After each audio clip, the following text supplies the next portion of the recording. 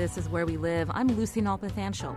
Details about our lives, from social media accounts to banking information to health records, can be found online, and that can have negative consequences when our personal information is unknowingly accessed.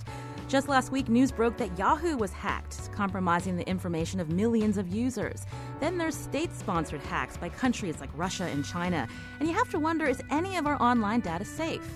What if you own a small or medium-sized business? How do you keep your customers' info secure?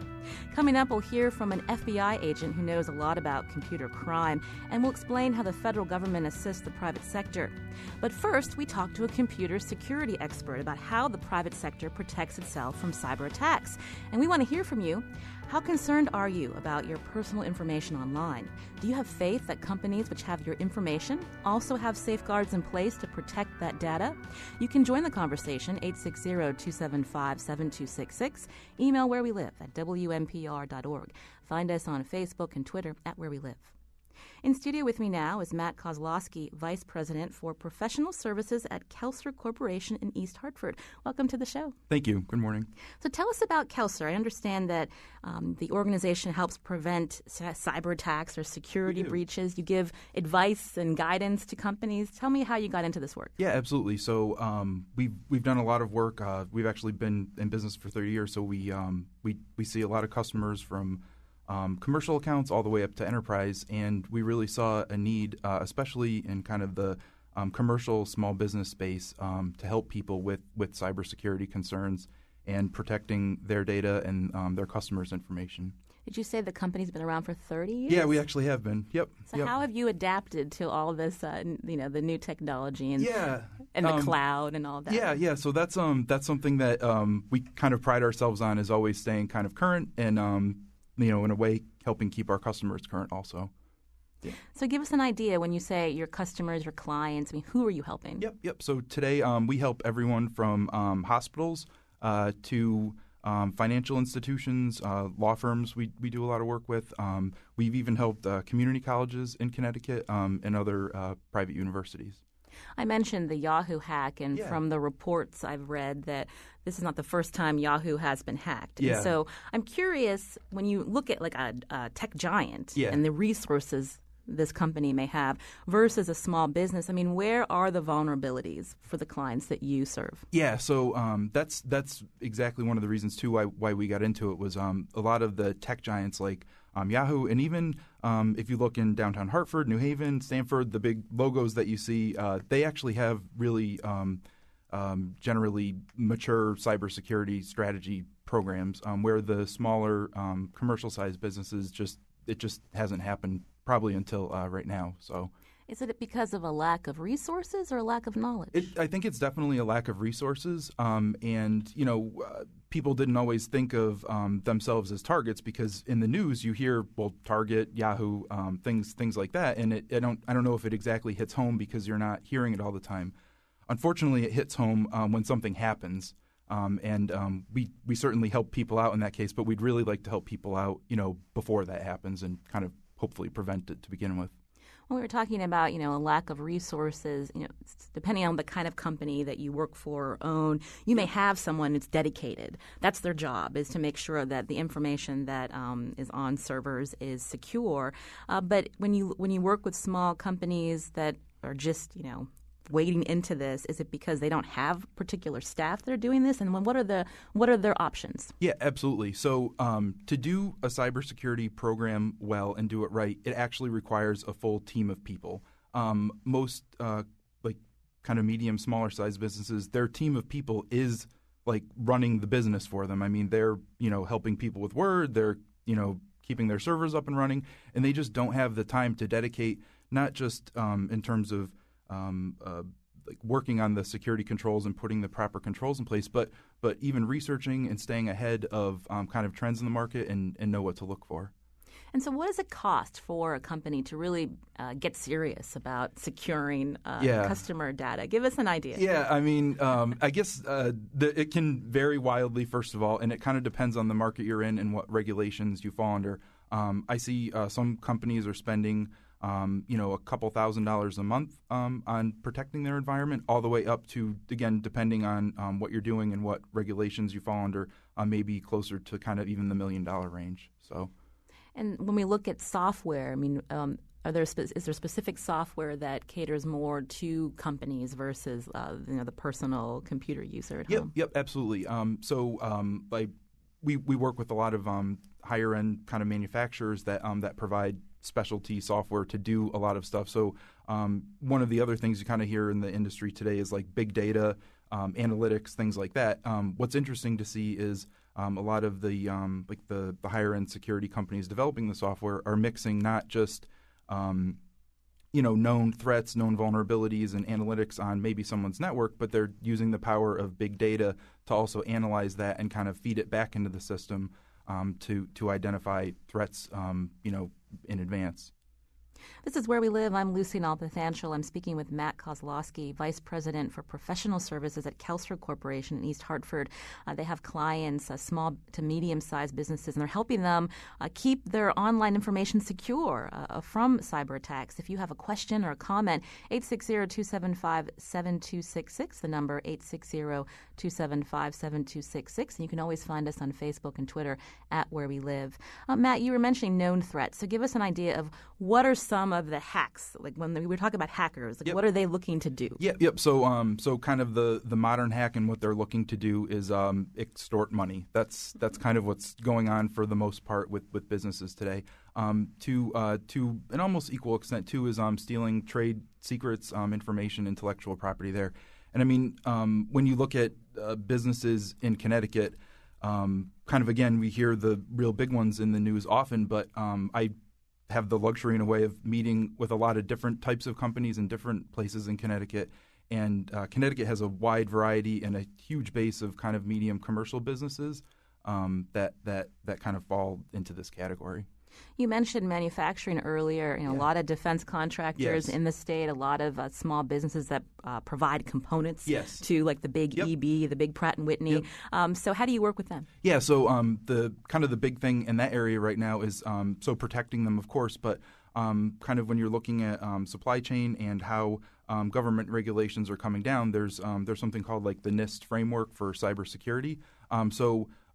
Even if you make a small part and you happen to be maybe part of Pratt's supply chain to a government contract, something like that, you could be on the hook to becoming NIST compliant. And there's actually dates and things wrapped around that. So we're actually doing some NIST type gap assessments and kind of righting the ship in that way. Is there sensitive data that companies have where they shouldn't be keeping them on online servers, so to speak? I mean, like just some tips and tricks that you're telling your clients? Yeah. So the first thing is it might sound rudimentary, but understanding and knowing where your data is. So today, with the proliferation of things like Dropbox.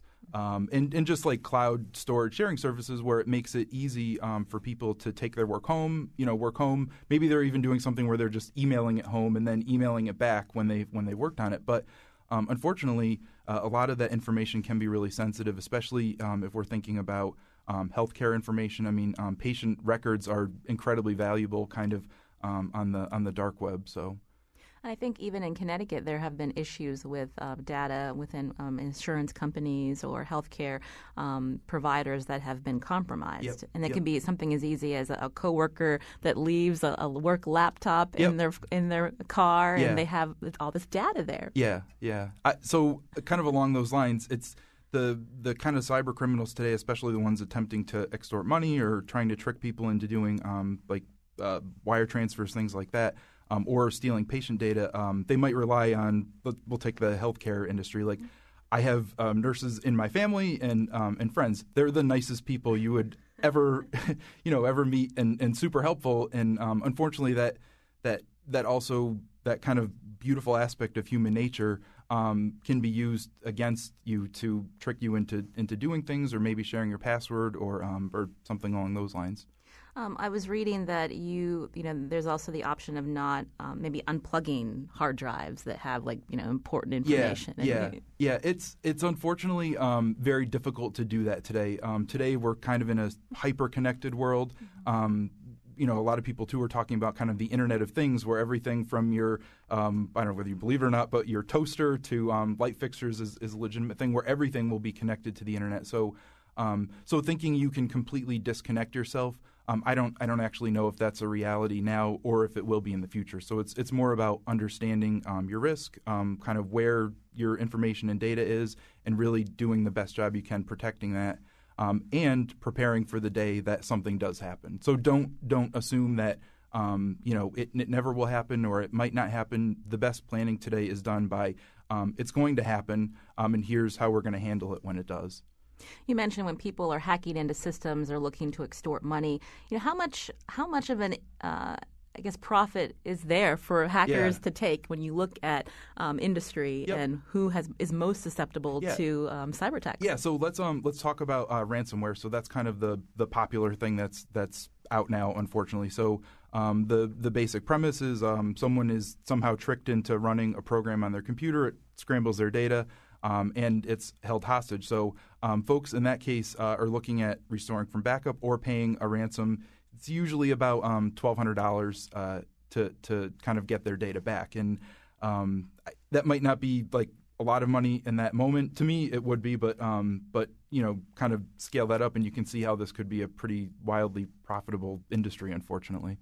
I know you can't talk specifics about what kind of problems some of your clients have come across, but give us an idea, obviously don't name them, but something that a company, unfortunately they fell victim to this and how they got help from you. One of the biggest kind of weaknesses is that human aspect. So a lot of hacks today require maybe not require, but kind of rely on people to be tricked, right, into doing something. So what we'll do often is cybersecurity awareness training. So we're actually not just putting technical controls in place, but it's incredibly effective to really talk about cybersecurity, help people identify different things that are going on, and kind of protecting the human aspect of it can be very powerful in protecting a whole organization.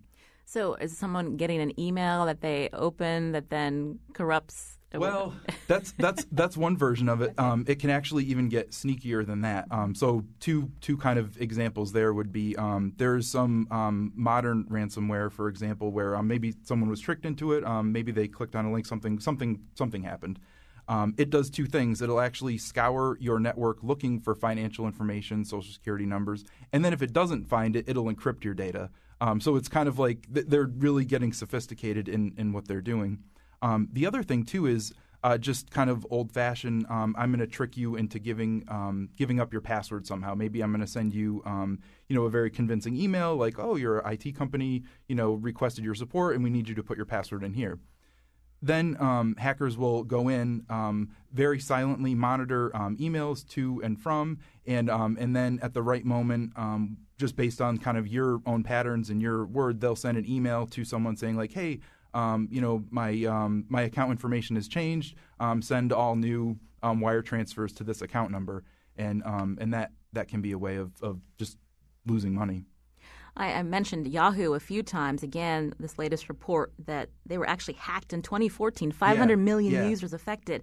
But we're just hearing about this today or last week. So, explain the lag time. When do businesses often find out they've been hacked, and hasn't the damage already been done? So let me give you a chilling statistic for today. So most businesses that this was according to a Cisco security report that came out. So based on real-world statistical information. Anyway, if you're hacked today, you won't know about it at least until 100 days from now, right? So it's kind of like 100 days from now, I actually looked up this morning, is Friday the 13th in January. Wow. So kind of the message there is, what are you doing between now and Friday the 13th in January to either prepare or defend against something, right? You've obviously seen your client base grow. Is it because of fear of lawsuits? I mean, Yahoo is now getting sued. Yeah. I would say it's a mix, and that kind of depends on the industry. Some of it is fear of lawsuits. Some of it is fear of just being tricked into wire transfers or having to pay up. Believe it or not, the most major thing that I see, especially for the smaller size businesses that it would be difficult to recover from is the reputation damage. So if you're, you have a, your primary care physician, relatively small office, they get hacked, all their patient records are gone. I mean, I don't know. Would you go back? I don't know. I mean, reputation damage can be really severe, especially as you get to the smaller end where a business might not be able to recover from it as easily. I'm speaking with Matt Kozlowski, Vice President for Professional Services at Kelsler Corporation in East Hartford, as we talk about cybersecurity and how small to medium-sized businesses can protect themselves.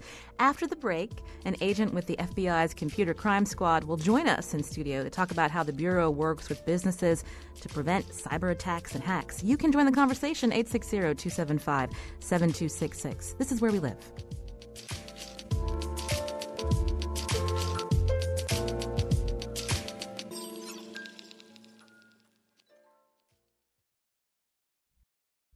This is Where We Live. I'm Lucy Nalpathanchel. We're talking cybersecurity today, specifically how small to medium-sized businesses can protect themselves from getting hacked. What's the federal government's role in all of this? To help us answer that question, Judy Eide joins us in studio. She's an FBI special agent currently assigned to the Computer Crime Squad at the Bureau's New Haven division, also coordinator of the Connecticut chapter of InfraGard. Judy, welcome to the show. Hey, thanks so much. So we've heard a lot about cybersecurity in recent years. How big of a priority is this for the FBI? Well, it's a very large priority. We've got lots and lots of agents working on this. And as you know, it's a really top priority besides our terrorist look. I mentioned that you are you coordinate what's called the Connecticut chapter of InfraGard. What is that? InfraGard is a very important aspect with the FBI. It's really our handshake with the public and private sector. So currently in New Haven, we have almost 800 members. And matter of fact, Matt's one here, too. I am. And so the FBI, so you meet regularly with businesses and those who help businesses avoid cyber attacks, or explain the work that's being done. I read that this has been around since '96, actually. It has. It has been around since '96, and actually after 2001, really with all the threats going on, that really bumped up a lot of the chapters. So every FBI office has an InfraGard coordinator. And really the goals are to increase levels of information and reporting between the InfraGard members and the FBI.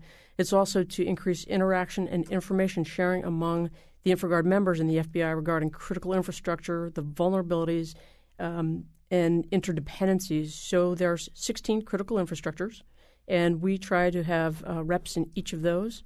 And it's, again, about that information sharing. And we want to provide a forum for the InfraGard members to report potential crimes or attacks to the U.S. When you say that there's 16 critical infrastructures, what do you mean? Water, gas, electricity, all those. Mm-hmm. And Matt, you're a member, your company's a member, so what do you get out of InfraGard? Advance notice of kind of threats that are out there. I think information about different threats and things that are going on that the FBI is aware of. My opinion is if the FBI is concerned about it, we certainly should be. So tell me some of the scams that are out there, Judy, from your perspective as part of the Computer Crime Squad of the FBI. Well, we've got pretty much the three main ones that we deal with, and Matt hit on one of them, which was the ransomware. And then, of course, we've got the business email compromise, which is a type of payment fraud that involves the compromise of legitimate business email accounts that belong to, like, say, a CEO or CFO, top executive. And that the purpose of conducting unauthorized wire transfers is what the bad guys are doing. So through social engineering, the criminals send wire transfer instructions using the victim's emails or spoofed emails account. And the estimated losses are over $3 billion worldwide. The other important area that we look at are the intellectual property thefts, which is robbing the individuals or companies of their ideas, inventions, and creative expressions.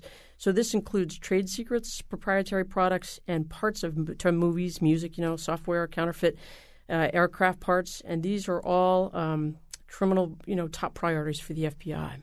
You mentioned the business email compromise. Is that like, I think there's probably not anyone who's listening has probably gotten the email from the Nigerian prince who's promising us a lot of cash if we do. Actually, it's a little different. Okay. So this is an email that's coming from, your boss, the head of the organization, to the accounting firm saying, hey, I need you to send a wire transfer of $20,000 to this account immediately. And usually the boss is away or not available, and they do that.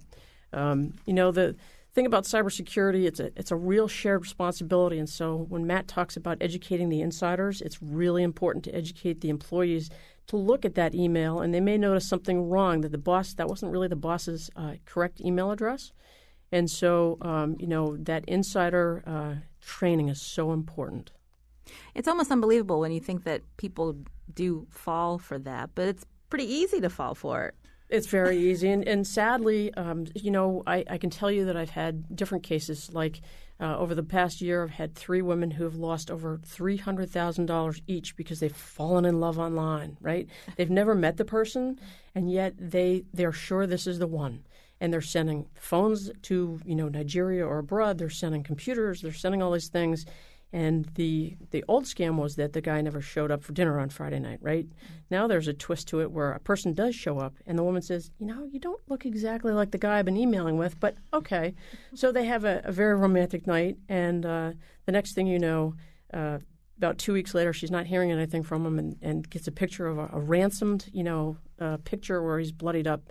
And so now she's mortgaging her house, sending all the money to the bad guys. So it's really important to stay, educated in these scams. My producer is telling me that's the love scam? Yes, the love scam.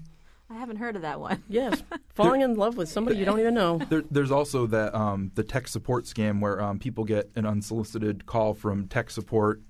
They take over their computer, and then a couple minutes into it, they're asking for money. Like, oh, we found this virus, and it's incredible how tricky these people can be. I think a lot of us are probably like, oh, that wouldn't happen to me. That'll happen to my grandma or my mom or my dad. They'll fall for that. But that happens. It's happening. This is Where We Live. I'm Lucy Nalpathanchel. In studio with me is Judy Eide. She's a special agent with the FBI assigned to the Computer Crime Squad, also coordinator of the Connecticut chapter of InfraGard, where the FBI works with small and medium-sized businesses to help them, assist them to avoid being attacked and information being stolen. Also in studio, Matt Kozlowski, Vice President for Professional Services at Kelser Corporation in East Hartford. You can join the conversation 860-275-7266, or you can tweet or us at Where We Live and find us on Facebook at Where We Live. Matt, I mentioned the Nigerian email scam. So what kind of scam is that? That would be a phishing attack, just kind of generally speaking. So you have the phishing attack where there's information.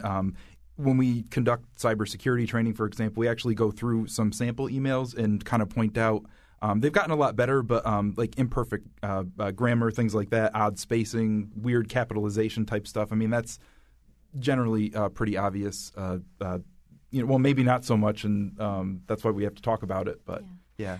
And Judy, because you're with the FBI and you've been following this for some time, I mean, who are the hackers? Who are the people that are perpetuating these scams? Where are they coming from? They're coming from everywhere. We've got young adults who don't like big businesses, and so they join groups like LulzSec and Anonymous, and they want to make a statement, so they attack their websites. We've got other folks who are foreign actors who don't like the U.S. or specific companies or specific individuals, and so they want to make a point and take down the company's businesses or their individuals or get their money. And Matt, you want to add something? It's just like a whole chain of cybercrime right now. I mean, like Judy said, it's all over the world. You can't even really identify a single country. I know a lot of people might want to do that, but there's no real way to identify or single out countries or individual groups. It's coming from everywhere, including inside the United States too. And Judy, you mentioned earlier, with terrorism, obviously the government is paying attention with cyber attacks. Is it also the concern of if people are extorting money from U.S. corporations, where that money is going and how it's being spent? Yes, it is. It's always concerning. So, at my level, I'm never sure where it's going, right? There's always, rumors or ideas about where it may be going. The thing about the, fighting this is that the FBI can't fight cybercrime alone, right? So we've got a national cyber investigative joint task force that allows us to coordinate a lot of efforts with dozens of other federal partners throughout the intelligence community and also the Department of Defense and Department of Homeland Security and Secret Service. InfraGard is a great way to work on that locally, and so companies may have other branches abroad. And so it's important that that's how we open up the communication, and they can give us this information, or they can give some of the other agencies that information to share as well. And then we can get a better connect and idea what's going on. Because we're focusing on small and medium-sized businesses here in Connecticut, how susceptible have they been here to these cyber attacks? Well, the state businesses are under assault by foreign bad actors all the time who look to, get our important American information or blackmail those companies by threatening to release stolen trade secrets. And we've got some very important companies here in Connecticut. So the small business, they may face extinction, if they're compromised financially or their intellectual property stolen. I've had small companies who've lost $30,000, and that almost devastates them. So again, and part of that goes back to reputation, as Matt talked about. If companies are not spending the money on their cybersecurity and they're not paying attention to what's happening in their systems, other companies, or individuals may not want to do business with them in the future for their reputation as well. And Matt, you mentioned earlier that when that happens, sometimes it's too much for a business to recover. Absolutely, depending on the business itself, what they do, and kind of their client base, it absolutely could be difficult to recover. You mentioned also, Judy, in Connecticut, there's very important companies, obviously a lot of defense contractors and smaller suppliers who are giving them components for them to build these defense products. Is that something that's a concern? And that, is there, when you look at all of the different computer crime squads that the FBI might have nationwide, when you look at Connecticut, when we're looking at the defense industry, we're looking at the healthcare industry, I'm just curious, where you see most of, the concern going. Well, there's a great concern, but the one thing about InfraGard, and then we have some other programs that deal with our defense contractors, and we have a very, I wouldn't say confidential, but it's a very trusting, confidential relationship with them, and they reach out for us to discuss whether their employees have been targeted or the company's been targeted as well. And so having an organization like InfraGard where we can have that trusted conversations, even amongst other groups that join us, is very, very important.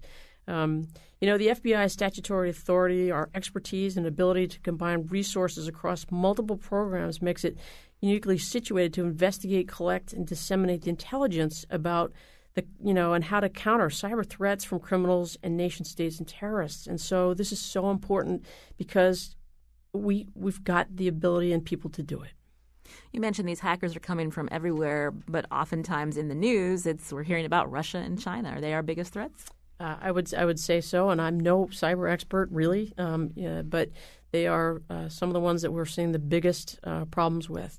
One of the things about InfraGard as well is that companies can submit malware samples to through a portal in InfraGard, and that's so important because we can see combinations and comparisons and what's happening. So let's say 3 different airplane facility parts are getting hit by the same IP address or the same country. That's kind of interesting, right? So the same with different industries and the different sectors. We like to take a look at that. It gets analyzed, and that information gets sent back to the company confidentially, and then they can take a look at it and how to defend against it with companies like Matt's. This is Where We Live. I'm Lucy Nalpathanchel. We're talking today about cyber attacks and the threat of hacking. We did get a Facebook comment. I'll read it to our panelists. Someone wants to ask you to discuss brute force attacks on WordPress sites. Matt, do you have any information on that? Just kind of not real specific to WordPress. That it happens brute force attempts would be having a computer system or systems of systems that just hammer away, trying maybe different password combinations, trying different known vulnerabilities, things of that nature, and just really hammer at the site till kind of they get in. It happens. A lot of hosted WordPress sites, for example, are pretty decent about keeping things patched and password policies and so on and so forth. But yeah. And Judy, before we head to break, I don't want to run out of time. Obviously, the FBI is the federal law enforcement arm. What else should be happening in the federal government? Anything Congress can do to help, address this problem? Well, we've got a great working relationship with the U.S. Attorney's Office, and for any laws that need to be increased, I look to them, and I think many of us look to them to make those recommendations. For the general folks out there, I think that it's also good just to check out the information on simple sites like our www.fbi.gov. We have a lot of sites for parents and children's safety online. There's also Cyber Most Wanted, which is interesting to read. And then to file complaints, the folks can go to www.IC3, which is our internet site where people can put their complaints, whether they've had email scams or business scams or whatever else. And then we also work with StaySafeOnline.org for the children's better wellness online. FBI agent Judy Eide will be giving the keynote speech at the Tech Impact Summit in Farmington this Friday. The summit, organized by technology service firm The Walker Group, will bring together tech experts to discuss trends in the field, including ways to better protect against cyber attacks. Judy, I want to thank you so much for coming on the show. Thank you. Again, she's assigned to the FBI's New Haven Division Computer Crime Squad, coordinator of the Connecticut chapter of InfraGard. Again, we want to thank you for coming up. Also in studio with me is Matt Kozlowski. He's vice president for professional services at Kelser Corporation in East Hartford. We just have under a minute. Matt, any quick tips for our listeners or small business owners out there? Real quick tip. Judy talked about this. You can't rely on the FBI alone or people alone. People need to take responsibility. You lock your doors, your business, so you have an alarm system, things like that. I mean, people need to start taking their data equally as serious. And if people wanted more information about Kelser Corporation, where do they go? The best place is our website, so kelsercorp.com. There's a lot of information about what we do, how we do it, and specific kind of examples of what we've done for people.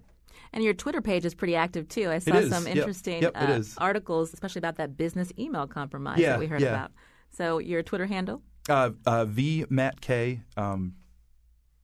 Okay. Well, I want to thank you again, Matt Kozlowski, Vice President for Professional Services at Kelser Corporation. When we come back from the break, we'll revisit a conversation from earlier this week on casinos and gambling. This is Where We Live.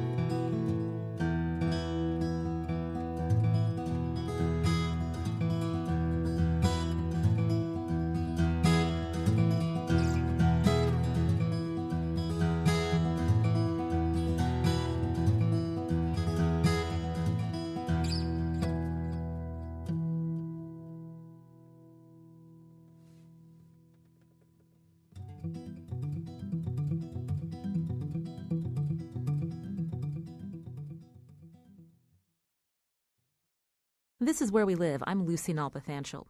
Earlier this week, we aired a show about future casino development in our region. Specifically, we learned about the ongoing development of MGM Resorts International Casino in Springfield, Massachusetts. And we explored how Connecticut's Mashantucket, Pequot, and Mohegan tribes are hoping to compete with Springfield, by opening a third casino in Connecticut. A location has yet to be determined. Proponents of the gaming industry say that casinos are vital to thousands of jobs and much-needed revenue from slots that benefit state and local governments. But there's another side to gambling that goes beyond profit. Connecticut resident Adam Osman lost out a lot when he became addicted to gambling. He joins us in studio to talk about it. Adam, welcome to the show. Thank you for inviting me. So tell me a little bit about yourself, how long you've been a Connecticut resident. I've been in Connecticut almost, I think, a little bit over 30 years now. And I live in Farmington. I'm married. I have 3 young daughters. In the past, you struggled with addiction to gambling. How did that begin? It began a long time ago. Slowly, my first day in college, I started working in a convenience store, and back then it was only like $1 ticket, and I played a couple of dollars here and there. But it got worse when I bought my own store in 1998, and then I bought another store in 2002, and from there on, it got really, really worse. When you say it got worse, you were there was a compulsion to keep buying lottery tickets? Yes. It get to the point when you win, then you want to play more. And when you win again, you want to play more. And it gets out of hand. And it got to the point where I lost everything in 2008. So you own 2 convenience stores, so it must have been very easy for you to keep trying to buy these tickets. Yes, it is like being an alcoholic and owning your own package store, or either own your bar, or either being a gambling addict and owning your own casino. So front of me all the time, and basically that's what I was doing, eating my own candy. Did people that you were close with know that you were having this problem? Not really. Most addicts, they hid the addiction very well. So hardly anybody knew about it. But eventually Connecticut Lottery knew about it because my sales was going so high, and, I became one of the biggest selling lottery store in New Britain. And at one point they even called me a meeting and asked me how come my sales are so up and how come I'm winning. And I told them because the reason is I play a lot. But I hit well for my family and friends. So walk us through this. So oftentimes when you buy lottery tickets, it's like $1 or $2, depending on the game. I mean, how much were you winning, and how much overall did you spend on all these tickets? Well, now they have, I don't know how much they have now, but back then they had a lot of the scratch tickets up to $30. And also you could play 3 and play 4 up to $24 each ticket. So what I was doing I was playing it in. Most of the time I was playing it in play 3, play 4. And you could win up to $5,000 play 4. And play 3, you could win up to $500. But whatever I win, I was putting it all back and everything. For example, I'll give you an example. In 2007, I won $50,000. And after they deducted the tax, I ended up getting $37,500. That entire $37,500, I played everything back and also my other income within 1 month. And that's also to the point where Connecticut Lottery called me when they saw the data was getting very high. So when did you hit rock bottom? You said that you lost everything. It got really worse after 2007, after I hit the $50,000. Because most addicts will tell you that once they win, everything gets really bad. So in 2008, the whole summer, I was playing everything. And the summer of 2008, that's when I hit the bottom. I lost both of the stores. And you said a couple of times that the Connecticut Lottery Corporation had called you in and said, there's obviously a lot of sales at your convenience store. Did they recognize what was going on? So when they called me in a meeting, they asked me why my sales are so up and why I'm winning. And I told them the reason is I play a lot. And as a matter of fact, I gave them that example. I won $50,000, but I put the whole thing back. But as long as you keep paying them, it's just a business to them. And in my opinion, they didn't care as long as I was paying them every week. And when I hit the bottom and I couldn't pay anymore, that's when they shut the lottery machine off. You said in the summer of 2008 you lost your stores? Yes, and also they shut my lottery machine because I couldn't pay anymore the tickets that I play. And then they shut the machine off and they shut the store too. So at that point, your family knew that you had this addiction? Yes. By that point, in that whole summer, I wasn't eating well. I lost a lot of weight. So, some people saw other signs. But then when I lost the store, and that's when everyone found out. So what happened then? What happened is I hit the bottom. A rock bottom, the worst possible way. And once I went to get a treatment, things got worse because Connecticut Lottery and the state of Connecticut decided to go after me financially. And my addiction was bad, but what happened after was what turned out to be really worse for my family. My wife and kids have to move out of the state. I was basically living in a house with no heat, no water, nothing. And I was court-ordered to pay Connecticut Lottery every month. As a matter of fact, at one point I didn't even have any income, but the court order was there to pay the tickets. And it took almost 7 years later that new judge finally decided what was done to me was illegal, and I didn't have to pay the tickets because none of the tickets was ever cash. And not only they wasn't cash, but I also pay a lot of money toward them over the times, and it had no value. I was just a piece of papers, but I took my responsibility when I stopped gambling, and I signed an agreement to pay for it, but then they went after me in court. And so how much money were you on the hook for? I printed in the tickets nonstop for 3 weeks for over $200,000. What the Connecticut law is supposed to do is if you don't pay the first week, they're supposed to shut down your machine off. So the first week I printed in, I think, close to $90,000 tickets. None of the tickets was cash. They didn't shut the machine off, but they kept telling me, you have to come up with the money. So they continue have the machine. So the next week, I also printed it in again. I kept printing it again. They didn't shut it off the next week either. The third week came in, and I still printed it in. And I think going back, when I look back, it was me crying for help, basically. And every addict will tell you, they hit the bottom, they're seeking for help. So for me, printing the tickets and not cashing them, not looking at them was just a way for me, my body telling me I need help. And eventually, after 3 weeks, they shut the machine off. This is Where We Live. I'm Lucy Nalpathanchel. In studio with me is Connecticut resident Adam Osman. He's sharing his story of when he was addicted to gambling. And, Adam, when people are hearing your story, there probably is some sympathy. But then there might be some listeners out there who think, well, it was your decision. You chose to keep buying tickets. What would you say to them? That's true. It was my decision, and I admitted what I did. And, of course, I went and got help. But it's also the government, the state, the Connecticut lottery has its own responsibility. I got myself into trouble for being gambling addicted, but they have also the responsibility that selling tickets to someone who they clearly know that is addict. For example, if someone goes to a package store and drunk, really drunk, or if they go to a bar and the bar owner knows that he or she is drunk, and they kept feeding them to alcohol, everyone has his own responsibility. But, of course, I have my own responsibility, and I took a responsibility, and I admitted what I did, and it's been almost over 8 years I haven't gambled. Mm-hmm. When we talk about addiction, there's a lot of stigma, whether it's addiction to substances, addiction to gambling. Why did you decide to become public with your story? Because I wanted to show the public there's a human connection to it, because there's really clearly stigma. And at this day right now, I'm speaking to you right now, I'm facing it in retaliation and discrimination and all kind of sorts because, 8 years ago I was a gambling addict. But I wanted to show the public that, you could be an addict and you could recover from it. And I'm clearly someone who recovered from it.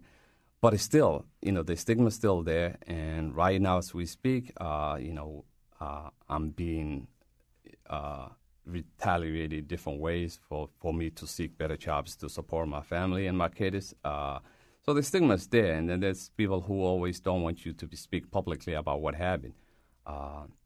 But I wanted to show the public there's other ways, and you could get better, and I did get better, and I haven't gambled over 8 years, and I teach other people how to get better, continue their life without gambling. So when you say that even today you face retaliation for your gambling addiction, are you talking about how people perceive you? Yeah, how people perceive me, but also through employment. Currently places that I apply jobs, people are sending it in article about me and my history anonymously. Some of that stuff that I found out, was being sent to each other anonymously. So people then perceive you that just because you was addicted 8 years ago, that you are somehow disabled and can't function. So the issues that's still going, and that's the reason why I did a documentary movie. It's called Out of Luck, to show the public there's a human life and that gambling destroys family, but, there's a better life if you stop gambling. You said that you haven't gambled since 2008. How Yes. did you get past, having this compulsion? What worked for you? What worked for me, two things. First, I went to a state-sponsored program, and I'm not sure if it's changed now, but it was just really disaster for me to go there because those programs was funded by the state and the Connecticut Lottery and the casino. And if you go in there, you always hear that, oh, yeah, this is a great program. They are funding, but it didn't work for me. So what I did is I went to Gamblers Anonymous program, which is really one of the best 12-step programs for gambling addiction. And they don't get funded from anybody, so they don't have to worry about it in anybody's, what they say. So that program worked very well for me. But then eventually what I found out, a friend of mine introduced me to running, and I started running about five and a half years ago. And through running, then also that will help me the most. You said at first you went to a program that's actually through the state. So some of the money that the state of Connecticut gets through the slot revenue pays for this program to help people that are struggling with gambling addiction. Yes, the money comes in from the Connecticut Lottery and the casino fund the programs. So you said a friend introduced you to running. That became your new outlet. How was it when you first started running? And, I understand you're running in the Hartford Marathon this weekend. Yes. A friend of mine I met in a treatment program used to come to the every Wednesday, the meeting. He used to come in with different T-shirts. Say it's a 5K, 10K, marathon. So one day I asked him, what all these shirts are about. He said, oh, yeah, come with me. We're going to run a race this weekend. And that was my June 2011. We went to North Haven, and I lined up, and I thought that I was going to be able to run, but I took off just like everybody else. And within 2-3 minutes to the race, I thought I was dying. Eventually, I walk. I finished almost at the end. It took me 39 minutes to finish the 5K. But then I realized that I have to train more and I could get better at it. And I started running with him here, there, and a few years later, from 39 minutes, I'm almost cutting that in half. And now my best time for 5K was 20 minutes and 8 seconds. And since then, I run, 10K, I run half marathons, I run a full marathon, I run an ultra marathon. So I run almost over 250 races since then. I wanted to let our listeners know the reason we invited you on to the show is because of your response to a show we did just a few days ago, again, that focused on more casinos coming up in the region, whether it's in Springfield or one soon to be announced, some location in Connecticut through a joint partnership between the Mashantucket, Pequot, and Mohegan tribes. Do you feel like people just want to ignore or they forget about there's another side to gambling?